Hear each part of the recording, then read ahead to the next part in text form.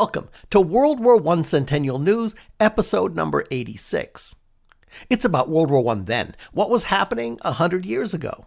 And it's about World War I now, news and updates about the centennial and the commemoration.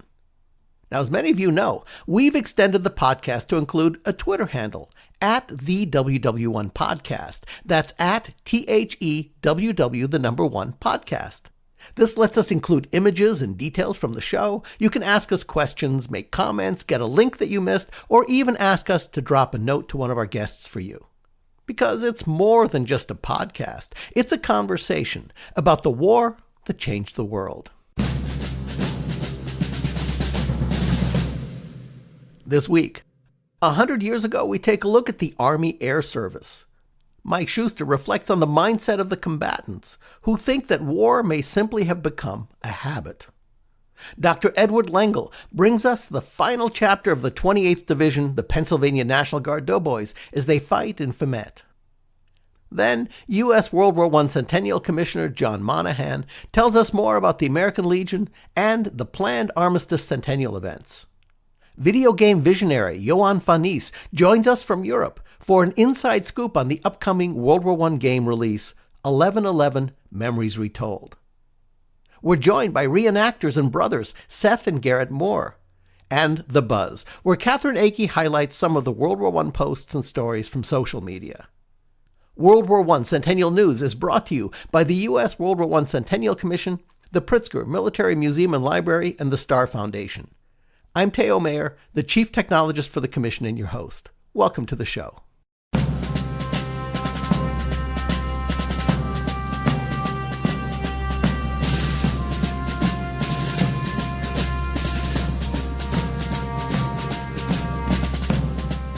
A 100 years ago at this time, the Allied nations were pretty sure that the war was going to continue until Germany was either invaded or destroyed. As we examine the articles and the headlines at the end of August 1918, an interesting picture emerges. Now, with the clarity of looking backwards, we know what happened. But back then, common wisdom or theory said that the answer to ending the war quickly was to use the new technology of airplanes to bomb Berlin into rubble in order to force a German surrender, and that it would be American air power that would turn the trick. Now, freakishly, a quarter century later, the exact same strategy and rationalization, combined with another new technology, the atom bomb, was used to end the war with Japan. Unfortunately, in 1917 and 1918, America was really struggling with making its massive investment in airplane design and production work.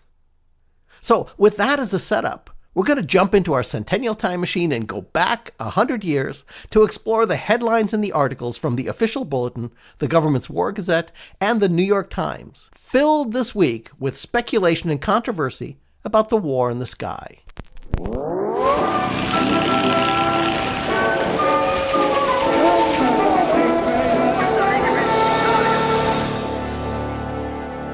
Okay, we've landed at the end of August 1918. When a Canadian newspaper publisher returns from a visit to the war zone with an unambiguous message about the common wisdom and strategy for winning the war. From the pages of the New York Times.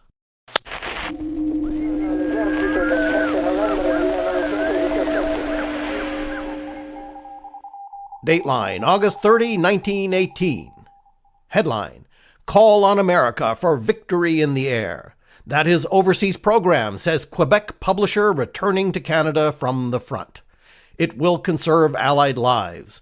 Message of men from over there is, war will end when airmen strike home at Berlin. And the story reads, crushing defeat for the enemy, peace in 6 months, and conservation of Allied lives are only possible through the air. According to the message brought back to America by Frank Carrel, proprietor of the Quebec Telegraph. The Victory Air Program, as outlined by Mr. Carrel's statement, formulated by talks with overseas leaders, calls for America to build bigger, faster airplanes and to build them more abundantly, period. Mr. Carrel stated, When do I expect the war to be won? Well, I'm glad you asked me that. I have concluded a reply, said the Quebec editor on his arrival at his eastern port. I have met and spoken to some of the distinguished leaders of the Allies, including King George, President Poincaré, Monsieur Clemenceau, Sir Douglas Haig, and many connected with the British War Office. I also had the honor of talking for more than an hour with Lloyd George, the daring and popular man at the helm. The general opinion is that the war will last at least 1 or 2 years or even longer, and few think it will be of short duration. My opinion is that the war will be won, or even if it is to be limited in any definite length of time, it will be won only through the air. The United States must speed up its building of airplanes. It must double the present rate of output and must be ready to double the flying speed of the present type and increase the carrying facility until it is possible for air machines to reach Berlin with large cargoes of explosives. The policy of using kid gloves with Germany, allowing her to go on murdering our women and children, must be brought to an end, and the airplane will do it. The Germans, through expert propaganda, still believe that the Kaiser and his hordes are winning the war. The fear of God must be instilled into them, and this can only be done through dropping tons of bombs on Berlin. Not sporadically, not periodically, but every hour of the day until there is nothing left but a pile of smoldering ruins. Berlin must be made to look like what I have seen in the cities of Verdun, Ypres, Amiens, Arras, and countless more.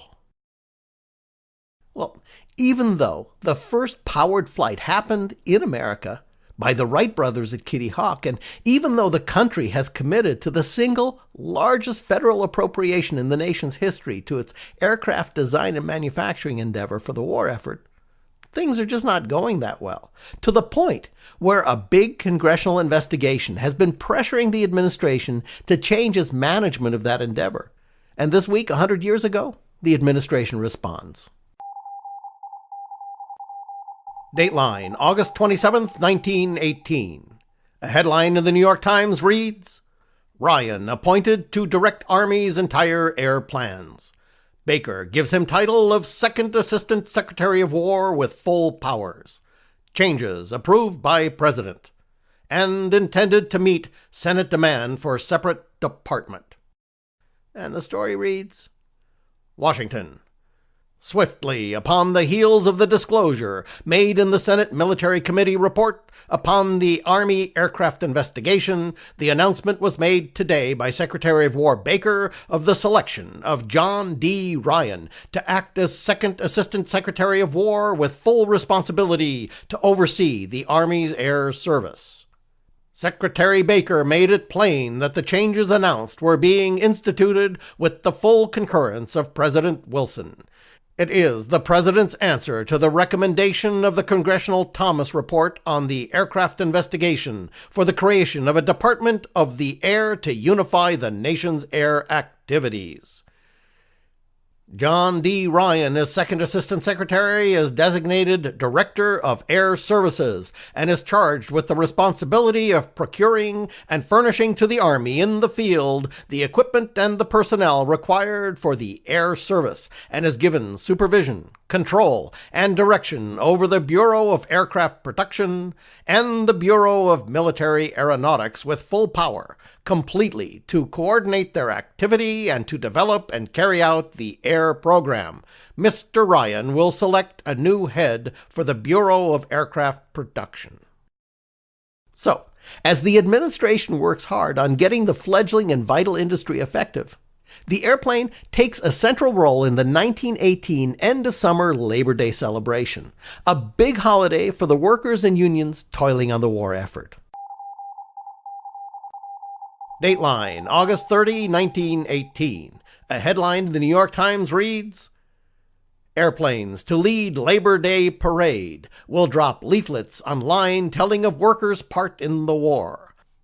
And the story reads, More than 100,000 members of labor unions will march up Fifth Avenue beginning at 10 o'clock on Monday morning in what is expected to be the most impressive Labor Day parade ever held in this country.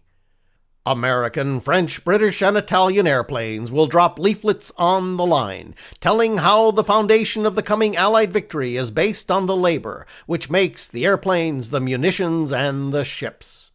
After the parade, there will be a gathering at the Manhattan Casino, where an address will be made by the Secretary of Labor. Another speaker will be Mrs. Emmeline Pankhurst, one of the greatest factors in the recruitment of more than 5 million women into the war-winning industries in England. Now, Emmeline Pankhurst is a really interesting character. She's a British political activist and the leader of the British suffragette movement, who helped the women in England get the right to vote. Now, she's been called one of the 100 most important people in the 20th century, stating, "She shaped an idea of women for our time. She shook society into new patterns from which there could be no going back." In another article in the New York Times, she unambiguously states that women are the answer to getting the U.S. aircraft industry flowing. Dateline, August 30, 1918. A headline in the New York Times reads, "Women can make airplanes we need. If asked, they will put their strength into the essential industries here as they do in England. Mrs. Pankhurst tells how 4.5 million women in England are helping to beat the Hun. She finds the same spirit in women here." And the story reads, Mrs. Emmeline Pankhurst, the English suffragist leader who has played a great part in the process by which most of the full capacity of the women of England have been used for the production of munitions and aircraft and for other war work, said yesterday that the women in this country are as eager to put their full strength into the war-winning industries and could be employed for speeding the war on the same scale as they're being used in England. Period. A recent government report on the employment of women on munitions and metalwork in this country stated that the results have been highly satisfactory, as women were found quick to learn and also able to surpass men in repetitive work, in which the same process was performed over and over again through the day. At the beginning of the war, Mrs. Pankhurst said, the British government did not understand that they would need the labor of women. Mrs. Pankhurst continued, "All experience proves that women are well fitted by nature to do a large share of the work if training is given. There has been some opposition on the part of men in factories to their employment. This opposition still exists in England, though to a lesser degree. I do not believe that any opposition will be offered by organized labor in this country." And that's a snapshot of some of the public conversation and sentiment on the home front 100 years ago at the end of August, during the war that changed the world. Changing our view from the home front to back over there, we now go to Mike Shuster, former NPR correspondent and the curator for the Great War Project blog. Now, Mike, as we've just illustrated, the official thinking and the common belief in the summer of 1918 is that the war is going to continue well into 1919 and maybe beyond. So, in your post, you conjecture that this may simply be that the idea of war has become habit. But the common soldier, especially the German soldier, may simply not agree. They don't seem to, Theo, so our headlines read, "Planning the War of 1919. War is almost over, but can they see it? What about Bolshevik Russia, allies dismembering the Russian Empire?" This is special to the Great War Project. American troops have landed at Russia's far eastern port of Vladivostok. Russia is once again in play. The date is August 16th, a century ago, according to historian Martin Gilbert.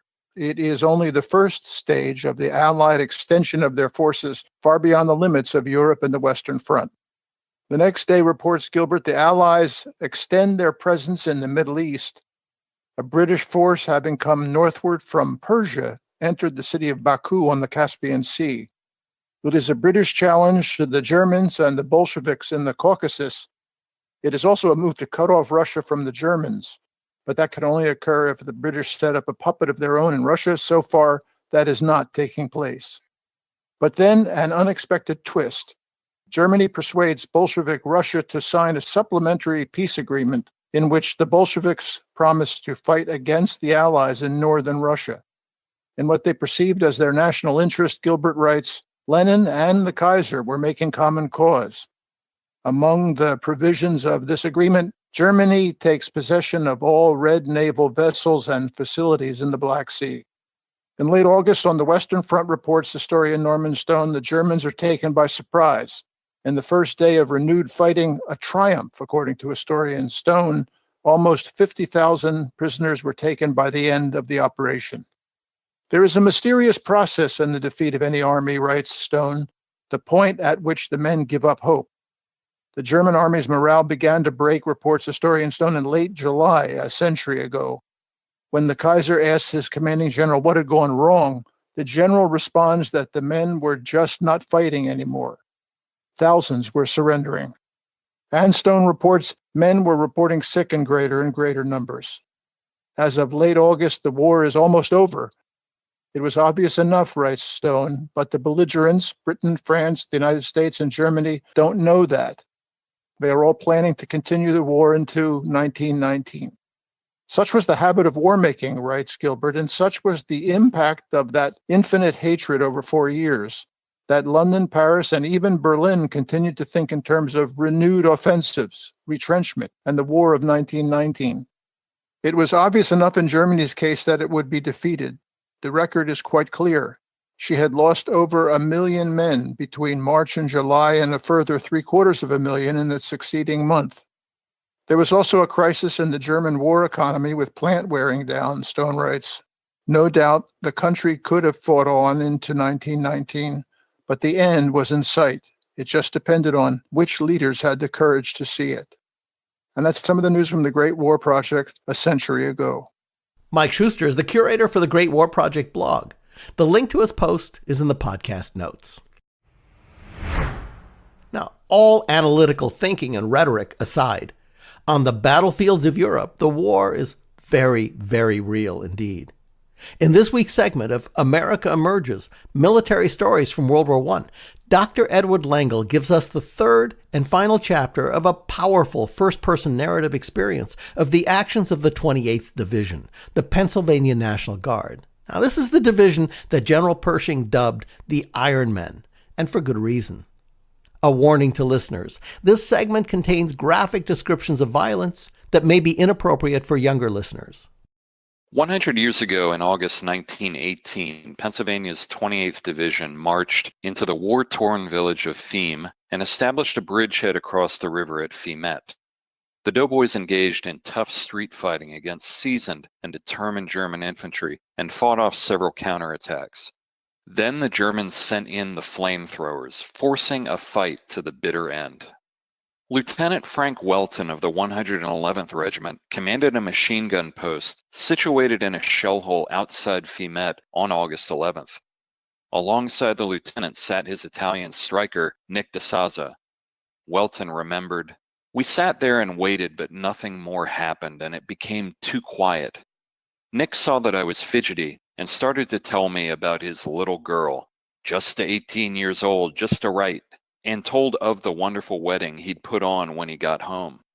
He said he'd been through war before, and there wasn't a bullet made that could touch him." While they were talking, several explosions slammed into the shell hole and covered the American squad with dirt. For Welton, it looked as though the curtain was about to ring down for us. Machine gun strafing commenced. Bullets bounced off the edge of our post and crashed into the wall behind us. I knew that something was about to happen and got the gun ready. Nick laid alongside of me on my right to feed the magazines, while Jeffrey lay on Nick's right to do the observing if I had to fire. The German infantry attacked. Nick saw them coming down the riverbank. I got the gun over the edge and gave him a full magazine. Nick slapped another in its place, and I threw the single-shot lever in order to conserve ammunition. For about 10 long minutes, it became a game of hide and seek, and then a series of explosions took place very close to us. Jeffrey called that they were again trying to come down the river. Another explosion at this point occurred just in front of the gun and piled us back into the trench. I remember crying out, "Come on, you dirty," in very unprintable language for one who thought he was about to kick in, "so-and-so," and we got the old gun back into position. Nick had just placed a new magazine, and I was drawing the handle back to throw in the first cartridge when there came a flash, a terrific roar, and I seemed to float back and drop off to sleep. There was no pain. When I opened my eyes again, I could see the barrel of the machine gun, bent in the shape of an L. The magazine bent and twisted directly in front of me, and from both of them rose a blue flame, something like alcohol burning. I turned and saw that I was buried waist-deep in dirt. Then I turned to my right and saw Nick, and the vision would remain with Welton for the rest of his life. He was buried to his waist the same as I, his body erect, helmet off, eyes wide open as if watching over me. I spoke to him, but he never moved. I shook him, and he fell back, staring up at the sky. Then I saw that the whole right side of his upper body was gone. I looked beyond him and saw Jeffrey's body. His head was on the edge of the trench, facing forward about 3 yards away. His left leg was entirely gone, but his rifle was still in position near his shoulder. I reached for my .45 and prepared for what I was sure would come, but nothing happened. Then I laid my head on my arms in the dirt and cried like a fool. Lieutenant Hervey Allen drove his men out of their dugout and ordered them to reinforce an American platoon defending a stone wall. "They're all dead up there along the wall, Lieutenant," someone cried. Lieutenant Bob Hoffman, heading for the same wall, recalled, "Everywhere I looked were dead men. There seemed to be no live men around to man the guns." "Here they come," a doughboy shouted. Beyond the wall, Allen watched a puff of smoke roll forward along with a spout of yellow flame. Men curled up like leaves in self-protection as smoke and flames rolled over them, and another flash engulfed some nearby houses. One doughboy leapt up and whirled to face the young lieutenant, his body outlined against the flames. "Oh my God," he screamed, staring terror-stricken into Allen's face. "Oh God." Hoffman's stomach twisted as German soldiers bearing flamethrowers advanced toward the wall, their hoses spewing liquid flames up to 50 yards. Heat scorched his body as billowing clouds of smoke wafted through the village. Barricades, walls, houses, and men were engulfed in flames. Yet the doughboys held, concentrating fire on the flamethrowers. The Americans' hearts leaped whenever they scored a hit. German infantry blasted their way into several houses with rifles and grenades and drove through all the way to the river at some points. Scorched and exhausted, the doughboys nevertheless managed to drive the enemy back. Allen, Wharton, and Hoffman all survived. Their comrades of Companies G and H, 112th Regiment, were not so lucky. They entered Fismette on the night of August 26th to 27th and faced the final German attack, led by a battalion of the elite 4th Guards Division. German artillery opened fire at dawn, pummeling the Americans with heavy guns. The shells poured down for 20 minutes before the infantry assaulted in strength. This time, instead of trying to bowl through Fismette from the north, they attacked on both flanks simultaneously with flamethrowers, machine guns, and grenades. German aircraft even swooped down to strafe the beleaguered American companies. The doughboys held out as long as they could, but they had no chance. After a long and bitter fight, the bridgehead collapsed. 75 Americans were killed and 127 taken prisoner. Only 34 escaped, swimming across the river to safety. The 28th Division would never forget Fismette. The Pennsylvania doughboys felt that they owed a debt to the Germans and would work to repay it 1 month later at the Meuse-Argonne. Dr. Edward Lengel is an American military historian and our segment host for America Emerges, Military Stories from World War I. We put the link in the podcast notes to Ed's post and his author's website. And that's this week's Look Back a Century Ago. Now it's time to fast forward into the present with World War I Centennial News Now.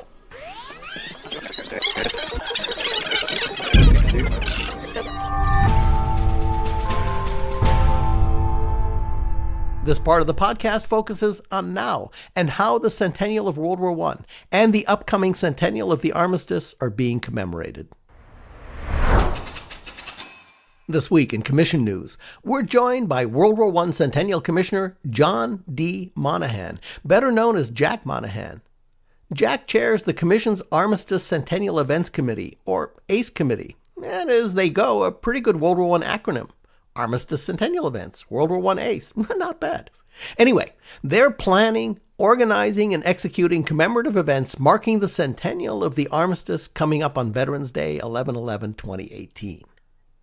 Jack Monahan comes to the commission from the halls of the American Legion, where he's on the National Finance Commission, which is responsible for the stewardship of the financial resources of the Legion.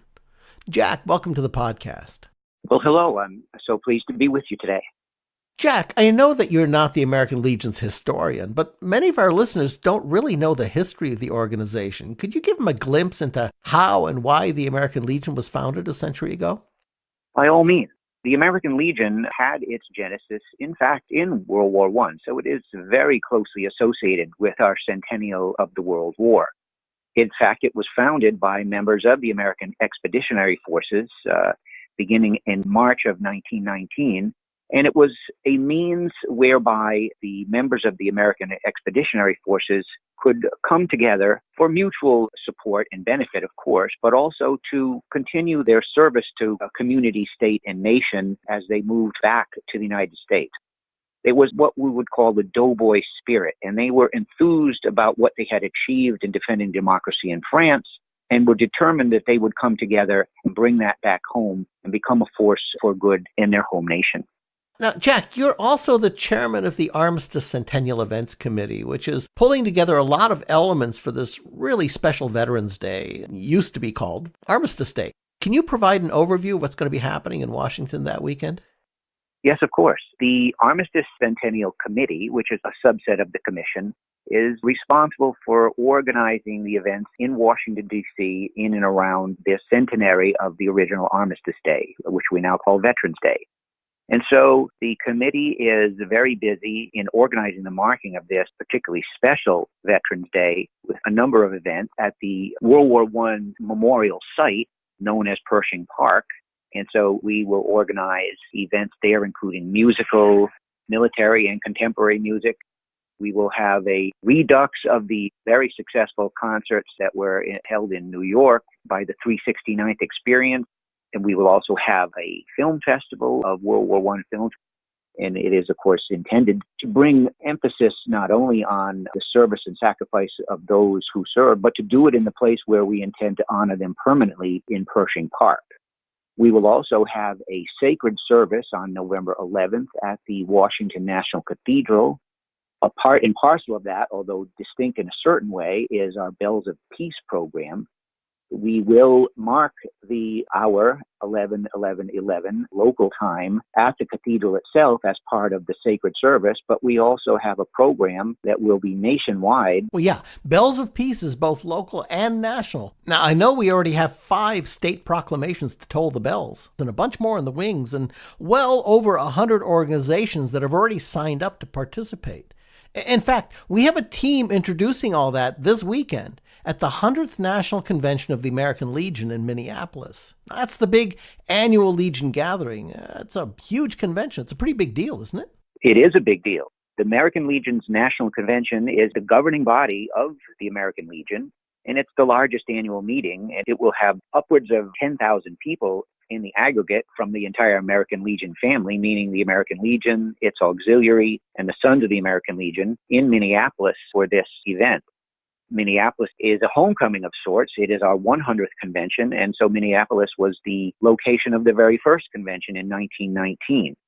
It also represents the kickoff event of the Legion's own centennial commemorations, which will continue through 2019. The convention is the only place where changes to the bylaws and constitution of the American Legion can be done. Beyond that, we will have exhibitions, including the World War I Centennial Commission will have a substantial exhibit in the exhibit hall. There will be a patriotic memorial service, a parade, and the general sessions typically have a number of nationally acclaimed speakers. It is a big deal for the Legion. It's significant for us in the commission. Commissioner Monahan, thank you for joining us and providing some perspective on the history and the gathering of the American Legion, as well as plans for the commemoration of the centennial of the Armistice. Thank you for being with us. We're happy to have been here. U.S. World War I Centennial Commissioner John D. Monahan is a member of the American Legion National Finance Commission, among a lot of other things. Learn more about the World War I Centennial ACE programming and the American Legion at the links in the podcast notes. For our spotlight on the media, we have a treat for many of you. This week, we're talking video games. 1111, Memories Retold, is a very unique upcoming video game about World War I, published by Bandai Namco. Unlike the hugely popular first-person shooter war games like Battlefield 1, 1111, Memories Retold is a narrative-driven, graphically artistic story adventure full of historical details. Let me read you the story overview from the game's website. It's the 11th of November, 1916. A young photographer leaves Canada to join the Western Front in Europe. That same day, a German technician is told that his son is missing in action on the front. These men will discover the reality of war, crossing paths on the front and in the rear, trying to preserve their humanity for their loved ones in the face of disastrous events, but only if they can come back. At 11 a.m., on the 11th day of the 11th month of the year of 1918, they will face the biggest decision of their lives. This is the moving story of the end of World War I. Okay, I'm intrigued. And today we're joined by Yoan Fanise, creative director at Digix Art Studios and one of the guiding forces behind this unique project. Yoan, welcome to the show. Thank you, Theo, and really a big thanks to welcome me into this podcast. Yeah, like you said, 1111 is not really a war game. It's a game about war. It's a game about personal stories and family and really small events that happened during World War I. So the trailer of the game is really compelling. I mean, it's not a first-person shooter. What inspired the project in this way? It's two events. It's both a family story. My grandmother one day showed me all the letters that she got from my great-grandfather who was on the front. And she told me all those stories, all those research and those family stories. You know, they are very, of course, emotional. And after that, there was the meeting with the encounter with Hartman, the famous British studio behind Wallace and Gromit. And together we decided that we wanted to make a tribute to World War I, to this heritage, and to make sure the young generation don't forget about what happened. So it's a story game. And can you explain how that works and what the experience is going to be if I go into the game world? Yes, in the game world, this is quite the opposite of a shooter like Battlefield.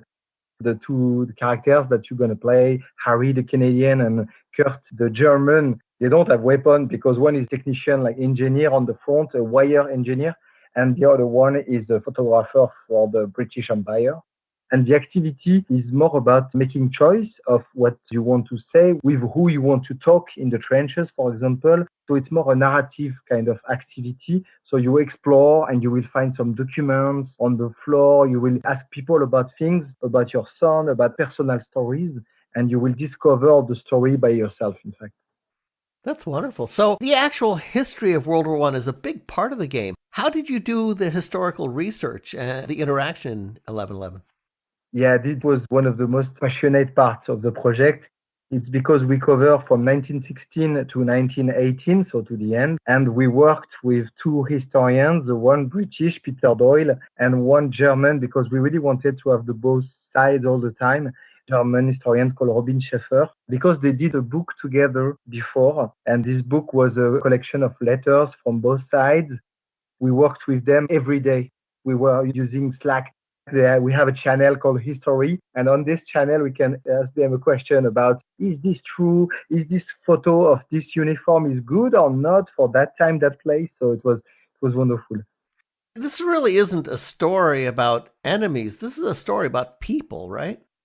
Yes, exactly. This is the story about all those small moments that happen between the two sides of not necessarily friendship, but sometimes they were thinking like, why are we here? Why are we fighting? And sometimes they were deciding to have some truce, you say in English, maybe some moment of let's pause that thing and let's respect us as human beings. You can also play as their companions in the game as a cat and a pigeon. I really wanted that because it offers a new perspective to the player. Suddenly, you are an animal, you can cross the no man's land, you can go on the other side, you can fly. And this is so intense compared to, the mud, the trenches, this feeling of being grounded that deep. And suddenly with the pigeon, it's strong emotion when you fly over the no man's land. And it's very, very impressive. Well, I saw recently that Elijah Wood was one of the character voices. Do you have other people doing character voices? Are there no names? Yes, Elijah Wood for sure is the most famous that we have on board. He was very happy to do that project. And on the German side, we also have Sebastian Koch, who is very famous in Germany, quite famous in France also because he did some movie in France too. He did an American movie, I think. And when he discovered the story of the game, he was really happy that, okay, now we treat Germany in another way. And he was very happy about that. There's an art direction, let's say, to the game that's really, really special. How did that happen?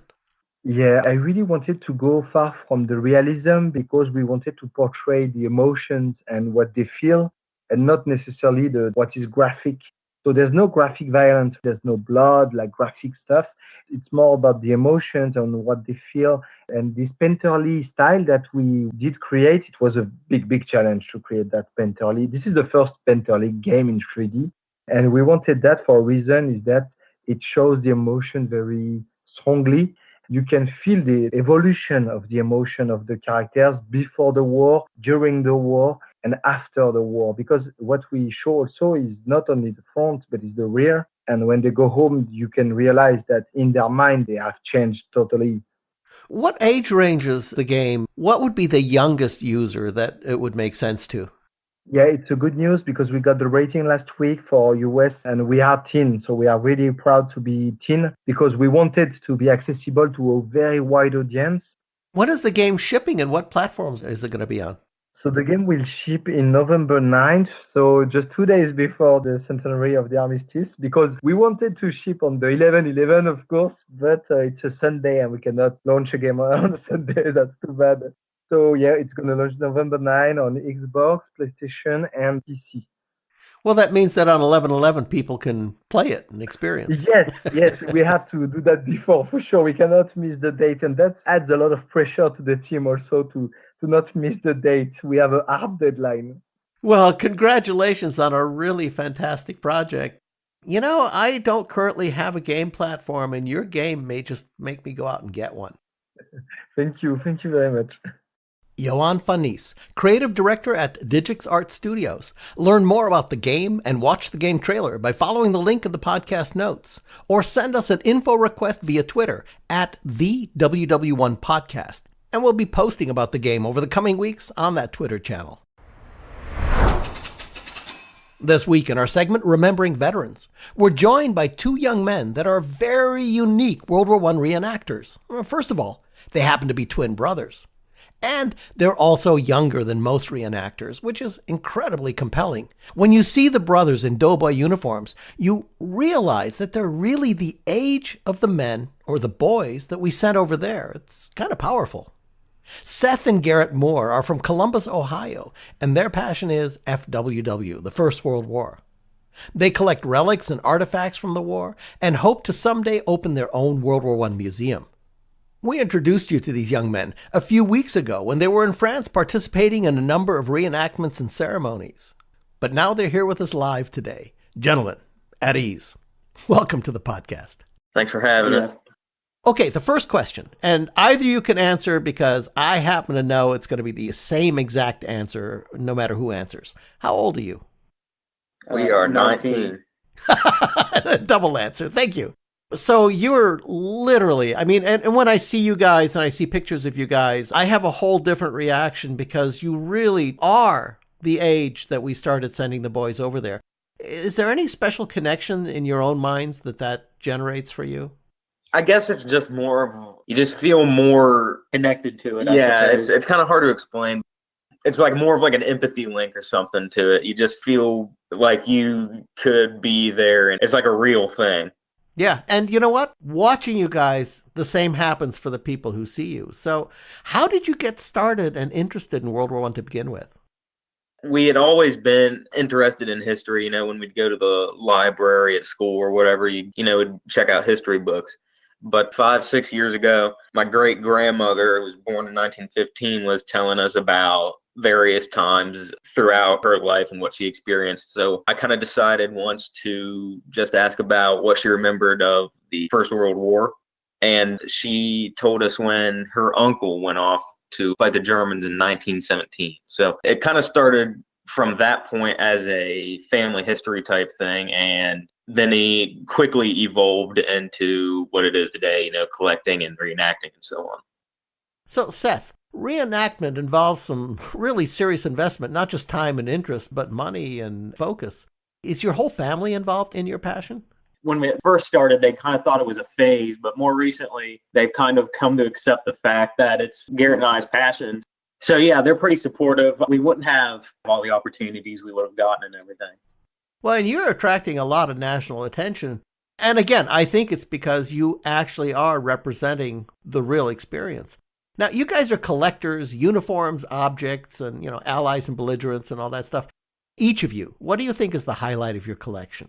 We got a tunic from Russia called a gymnasturka, and this particular one's from the Kerensky Provisional Government. So it's not Tsarist army and it's not Bolshevik. It's in between. So, Seth, what about for you? Probably some of the pictures we have, photographs with stuff written on them, photo postcards where you get your picture taken and put on it and they've sent it off to people, that kind of thing, because it tells a story. It kind of makes it more individual than just looking at a faceless mannequin kind of thing. Get an idea, get people's mindset, what they were thinking about during the time. So, guys, can you tell us about your recent trip to France? What were some of those highlights? Well, where do you begin? It was a great experience. Really kicked off at the air show in Epernay. We were there, we heard about it, we went, and they had some French reenactors from the Association du Poilu de la Marne, and they're like some top-notch World War I reenactors, really great guys, really friendly. They told us about the event Chateau Thierry. We were able to hang out with them outside of just doing World War I stuff, which was really cool because you got to kind of get a taste of what it's like for the French reenactors and what they do for their World War I centennial commemorating events. It's got to be quite different because the memory of the war in France is completely different than the memory here. Somebody mentioned to me when we were first starting the project that in Europe, they lost so many young men that almost anyone who's living in Europe now is a descendant of a survivor. Little intense to think about. When we did the ceremony at the Wallsine American Cemetery, we met the superintendent there, Hubert Khalud, and some of the guys that are employed by the ABMC to keep the cemeteries nice looking and everything. And I'd like to thank them for making sure that the Americans that are still there in France are still taken care of 100 years on. They do a really good job over there. And I want to thank Matt and Bert both for giving us the opportunity to do the ceremony at Wallsine. Was that the event where their local reenactor had fallen off and you all stepped in to support? It was originally going to be somebody from the United States doing it, but they had something come up. Then they couldn't get any local ones to do it. We happened to be in the right place at the right time. So, well, and all word on it is you did awesome. So thank you. Well, thank you. Appreciate it. Well, you're both really, really special guys, and thank you for what you're doing. You're really helping make the Du Bois come alive to a nation that's largely forgotten, so thank you. Thank you for having us. Yeah. Seth and Garrett Moore are reenactors and World War I enthusiasts. Learn more about them and World War I reenactments at the links in the podcast notes. Now, sticking with our War in the Sky theme, for this week's World War I War Tech, we're going to focus on an aerial technology that played an important role in the skies over the trenches: aerial observation balloons. Now, observation was an incredibly important role for aerial warfare in World War I. And one of the big roles for the iconic fighter planes and the dogfights in the air was, in part, to protect other planes that were low-flying, slow-flying observation planes as they took strategically critical reconnaissance photographs.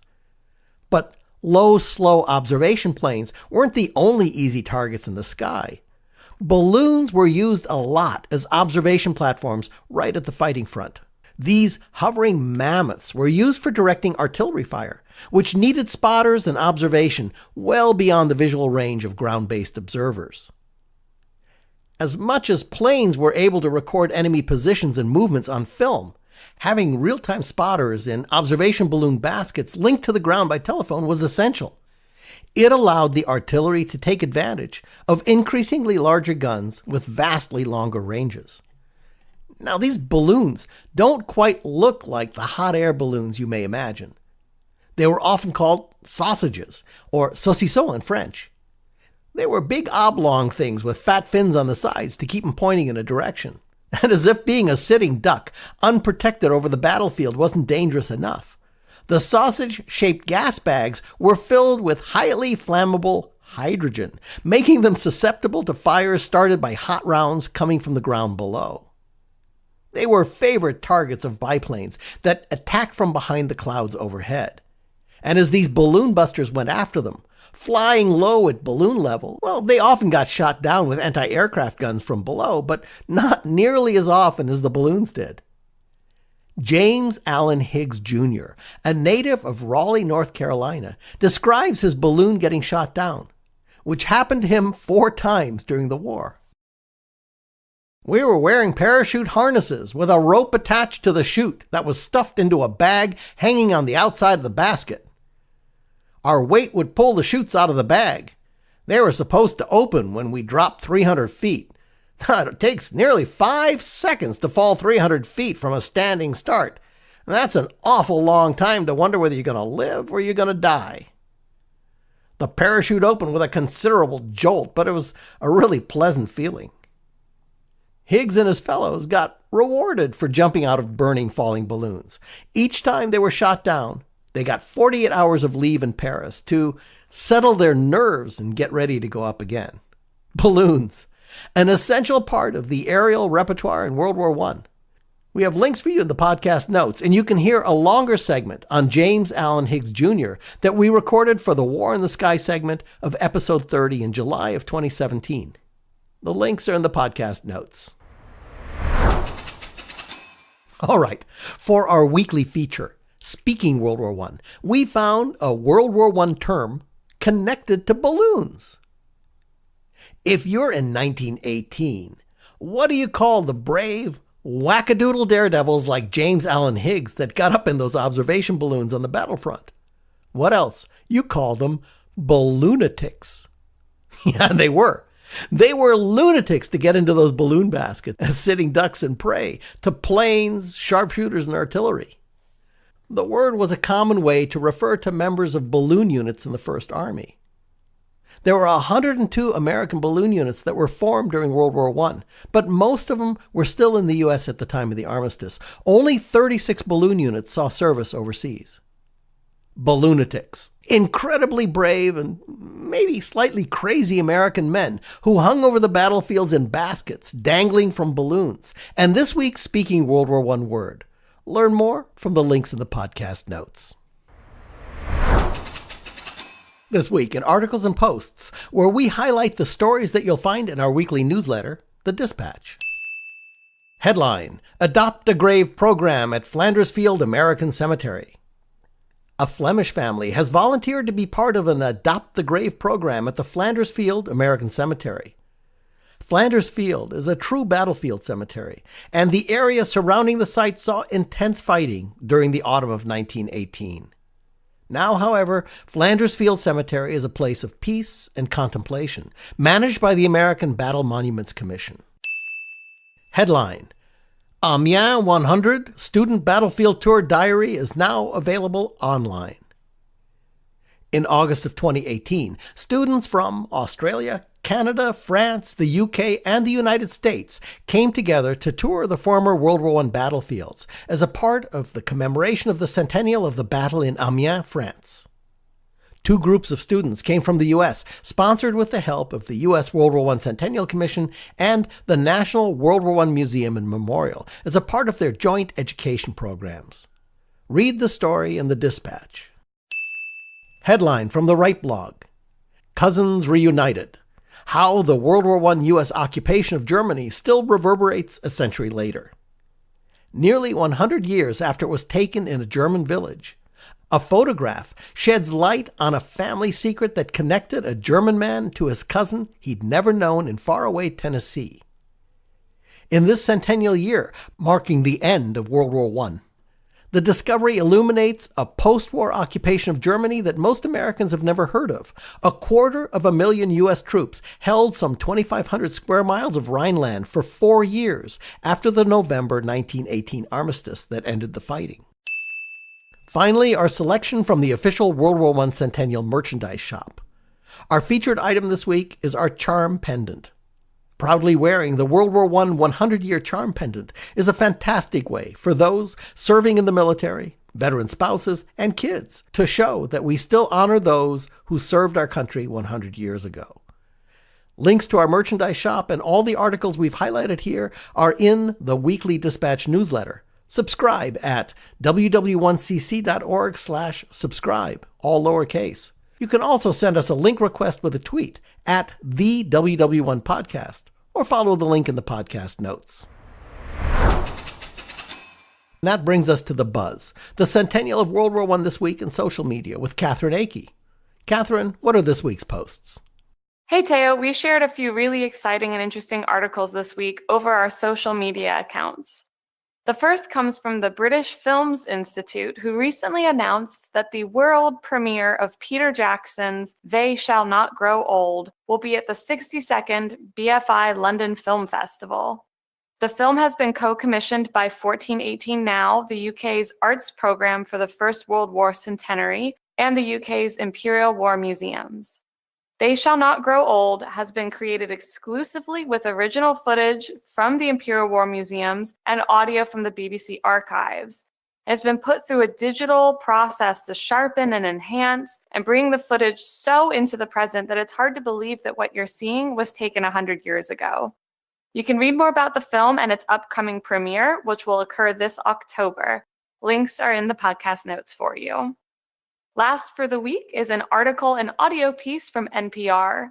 We spoke at length in our August weekly roundtable about the complex and dramatic situation in Russia in 1918, as the country was embroiled in a civil war and its empire started to break apart. Mike Shuster has also been following these events in his Great War Project blog, and the important and not very well-known involvement of the Allied forces on the ground in Russia 100 years ago. NPR published this story about the contemporary memory of that intervention, but from the Russian perspective. The piece is entitled, In Russia, Scant Traces and Negative Memories of a Century-Old U.S. Intervention. And it looks at the remains of the Allied and American presence left behind, a single American grave in Vladivostok, rumors of Allied atrocities. Listen to it at the link in the podcast notes. That's it this week for The Buzz. And that wraps up episode number 86 of World War I Centennial News. Thank you for listening. We want to thank our guests, Mike Shuster, curator for the Great War Project blog, Dr. Edward Lengel, military historian and author, World War I Centennial Commissioner Jack Monahan, Yoan Fanise, creative director at Digix Art Studio, reenactors Seth and Garrett Moore, Katherine Akey, World War I photography specialist and line producer for the podcast. Many thanks to Mac Nelson and Tim Crow, our wonderful sound editing team. And starting this coming week, Jay El Michaud, who you may remember was our summer intern, is now going to be one of our regular researchers on the show as he continues his studies. It's a great team that brings you this weekly show, and I'm proud to be your host. I'm Teo Mayer.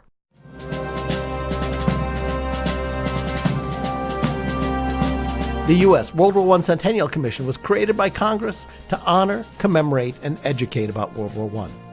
Our programs are to inspire a national conversation and awareness about World War I, including this podcast. We're bringing the lessons of 100 years ago to today's educators and to their classrooms. We're helping to restore World War I memorials in communities of all sizes around the country. And of course, we're building America's National World War I Memorial in Washington, D.C. We want to thank the Commission's founding sponsor, the Pritzker Military Museum and Library, as well as the Starr Foundation for their support. The podcast and a full transcript of the show can be found on our website at ww1cc.org/cn. You'll find World War I Centennial News in all the places that you get your podcasts, and even using your smart speaker by saying, play WW1 Centennial News Podcast. The podcast Twitter handle is at the WW1 Podcast. The Commission's Twitter and Instagram handles are both at WW1CC, and we're on Facebook at WW1 Centennial. Thank you for joining us, and don't forget to share the stories that you're hearing here today about the war that changed the world.